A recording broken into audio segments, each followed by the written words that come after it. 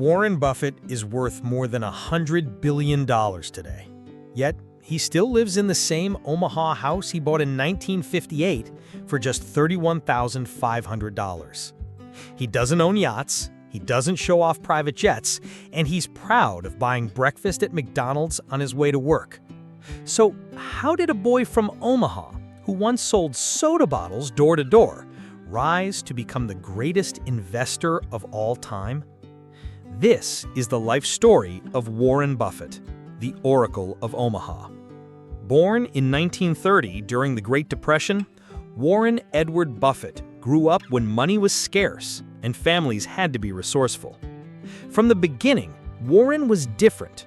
While most kids played outside, Warren spent hours memorizing numbers, calculating odds, and studying business ideas. At just 11 years old, he bought his first stock, 3 shares of Citi's Service Preferred at $38 each. The price quickly fell to $27. Scared, Warren sold when it bounced back to $40. But soon after, the stock soared past $200. That early mistake taught him a principle he would repeat for life. The stock market rewards patience, not panic. Buffett's teenage years were filled with small businesses. He delivered newspapers, sold Coke bottles, collected golf balls, and ran pinball machines in barbershops. By the time he graduated high school, he had saved over $5,000, equal to more than $60,000 today. Even then, he knew money wasn't just for spending, it was for freedom. Buffett would later say, "If you buy things you don't need, you will soon sell things you do need." Rejected by Harvard Business School, Warren went to Columbia, where he met Benjamin Graham, the father of value investing. Graham's method was strict: buy stocks only when they were cheap compared to their true value. Buffett absorbed the philosophy but added his own twist. Instead of just cheap companies, Buffett wanted great companies at fair prices. He once said, "It's far better to buy a wonderful company at a fair price than a fair company at a wonderful price." That small shift, focusing on quality, is what made him unique. After Columbia, Buffett worked for Graham, but when Graham retired, Warren returned home to Omaha. In 1956, with just $105,000 from friends and family, he started Buffett Partnership Ltd. In less than 10 years, his investors had multiplied their wealth many times over. Then came a mistake that became history. In 1965, Buffett bought control of a struggling textile company called Berkshire Hathaway. The textile business kept failing, but Warren used Berkshire as a shell to buy other companies. Over the years, he turned Berkshire into a fortress, holding insurance firms, banks, and household brands. Through Berkshire, Buffett invested in Coca-Cola, American Express, Apple, Dairy Queen, and Geico. He never chased hype.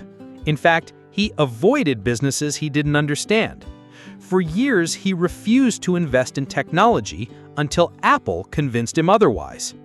His rule was clear: never invest in a business you cannot understand.